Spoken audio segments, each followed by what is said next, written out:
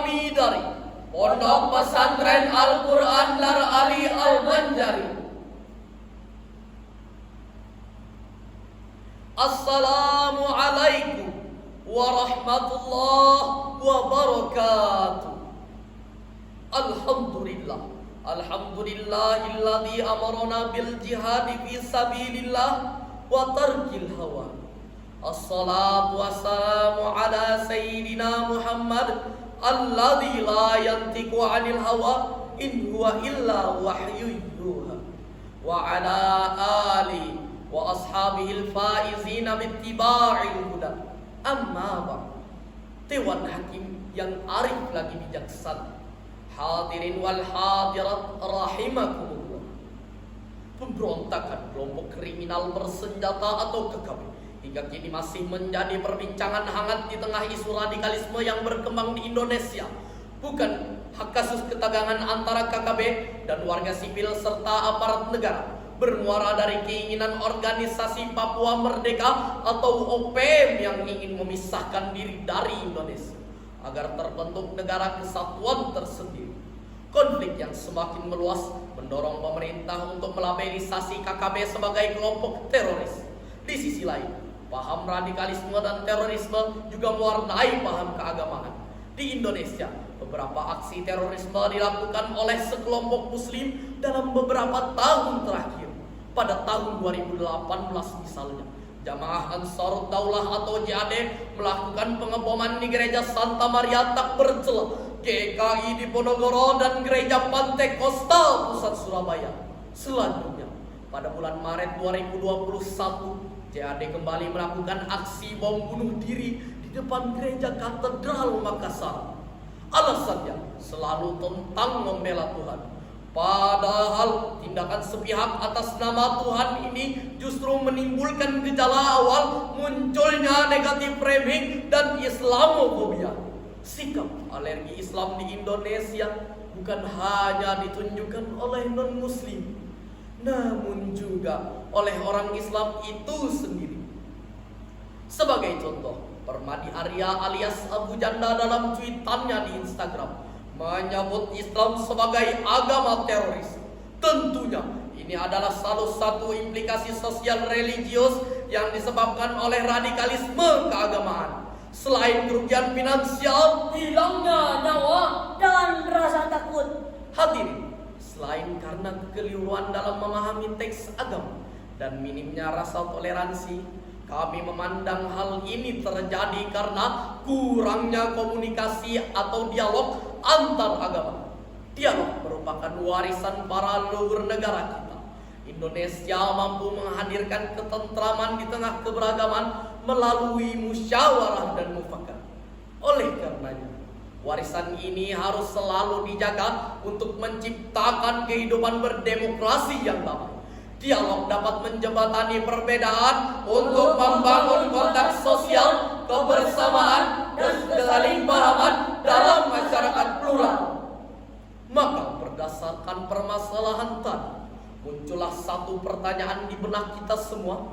Bagaimanakah tawaran solutif dalam membangun dialog yang ideal dalam perspektif Al-Quran? Oleh karenanya, pada kesempatan ini kami akan membahas tentang dialog lintas agama membangun kerukunan antar umat beragama dengan rujukan Al-Quran surah An-Nahl ayat 125.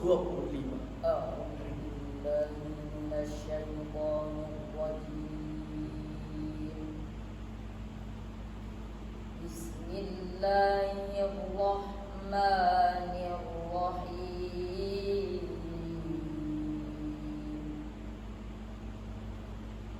Ud'u ila sabili rabbika bil hikmati wal mau'izatil hasanah wajadilhum billati hiya ahsan. Inna rabbaka huwa a'lamu biman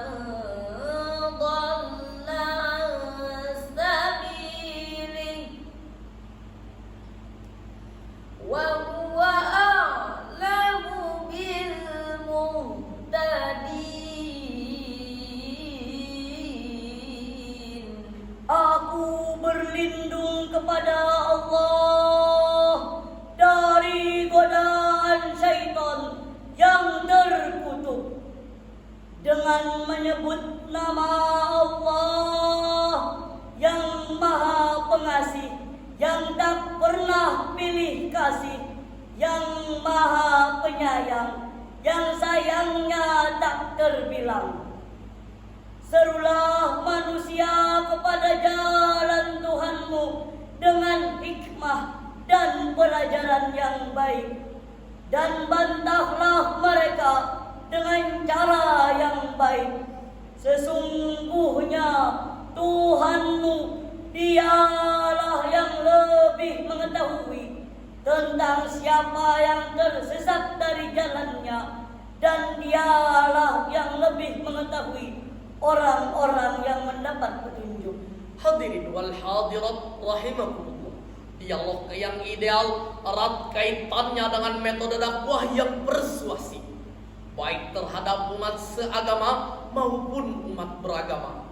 Ayat yang baru saja kita simak hadirin memerintahkan untuk menyampaikan dakwah Islamiyah dengan hikmah dan mau'izah hasanah atau pelajaran yang baik.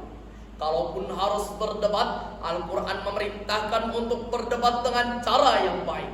Imam Ismail bin Umar atau yang lebih dikenal dengan Ibnu Katsir di dalam kitab Tafsirul Qur'anil Azim jilid 4 halaman 613 mengatakan bahwa dialog yang baik adalah dialog yang disertai dengan lemah lembutan dan tutur kata yang baik.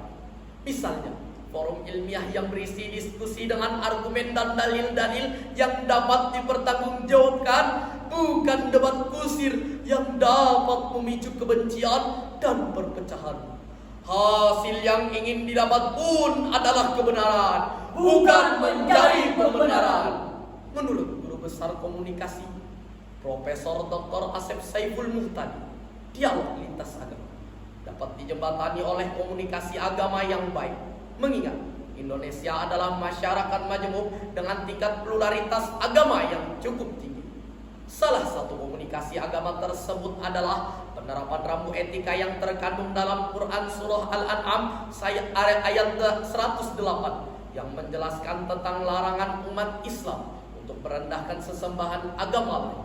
Sesembahan yang dimaksud menurutnya bisa jadi merupakan simbol-simbol teologis yang biasanya digunakan untuk ritual penyembahan. Sebab caci maki pada aspek teologis memiliki sensitivitas yang tinggi dan dapat mengakibatkan sengketa yang tidak sehat.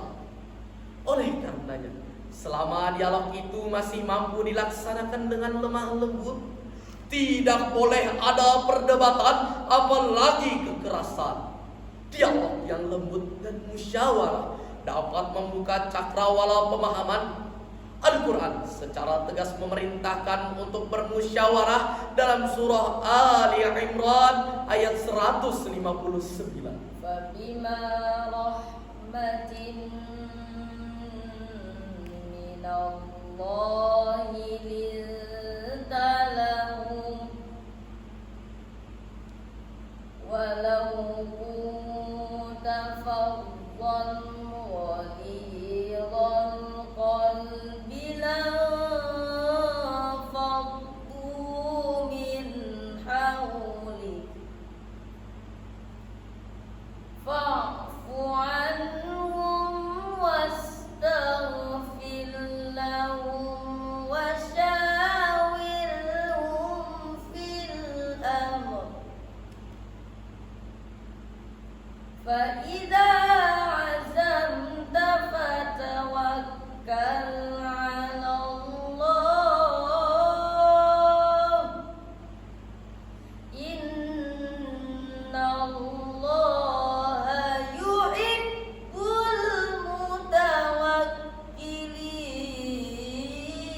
المتوكلين.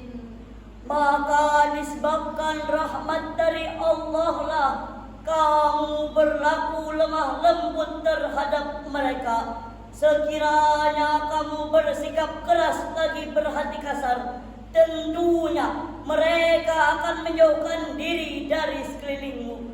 Karena itu, maafkanlah mereka, mohonkanlah ampun bagi mereka dan bermusyawarahlah dengan mereka dalam urusan itu. Kemudian apabila kamu telah membulatkan tekad, maka bertawakallah kepada Allah.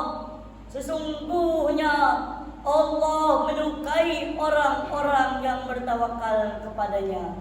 Hadirin, ayat ini mengandung perintah musyawarah sekaligus mufakat. Perintah musyawarah terkandung dalam kalimat wasyawirhum.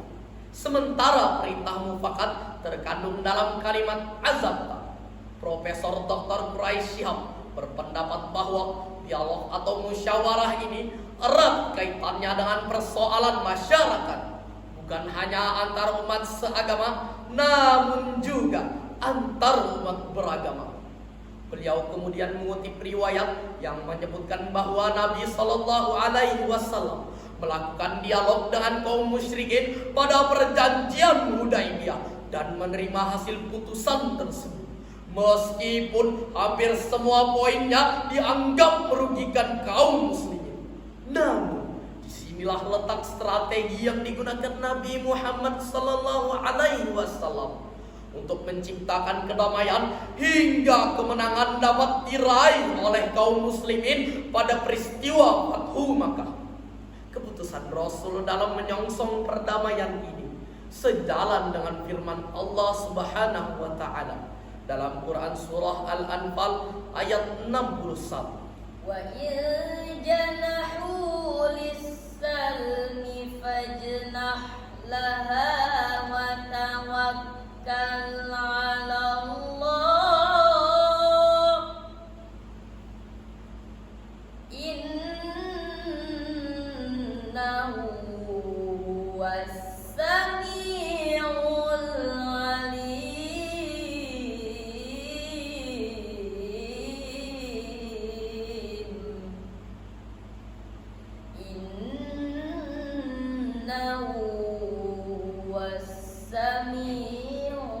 'alim.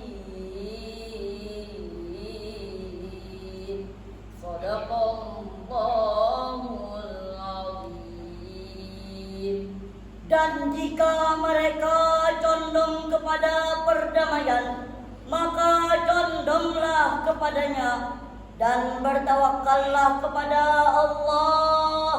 Sesungguhnya Dialah yang Maha mendengar lagi Maha mengetahui. Maha benar Allah yang Maha agung dengan segala firman-Nya. Profesor Dr. Wahbatuz Zuhair dalam karyanya At-Tafsirul Munir fil Aqidah Wasyari'ah wal Manhaj halaman 60 dan 61 menjelaskan kalimat wa in janahu lis-salm menunjukkan esensi makna bahwa Islam sangat menyukai kedamaian. Umat muslim diperintahkan berdamai jika musuh mengajukan gencatan senjata dan rekonsiliasi.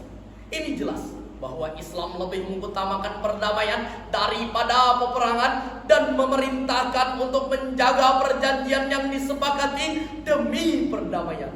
Dalam kaitannya dengan deradikalisasi di Indonesia, konsep salim harus menjadi paradigma dan spirit kerukunan. Begitu pula dalam penerapan amar ma'ruf dan nahi munkar harus berpedoman pada konsep tersebut untuk menciptakan suasana keagamaan yang kondusif. Sebagaimana salah satu sabda Rasulullah sallallahu alaihi wasallam dalam khutbah Hajjatul Wada yang diriwayatkan oleh Imam Ahmad dalam kitab Musnadnya juz 39 halaman 381. Al-muslimu man saliman nasu min lisani wa yadi. Muslim sejati adalah orang yang sanggup menjamin keselamatan manusia lainnya dari gangguan lisan dan tangannya. Hadirin wal hadirat rahimakumullah. Pada akhirnya melalui ajang lomba syarhil Quran ini, kami mengajak untuk selalu mengedepankan toleransi dan kelemah lembutan. Sikap toleransi antar umat beragama sudah seharusnya selalu dikedepankan untuk memperkokoh homogenitas dan rasa persaudaraan. Hidup berdampingan dengan keberagaman tanpa adanya gangguan sudah menjadi pedoman dan dambaan sejak Islam datang.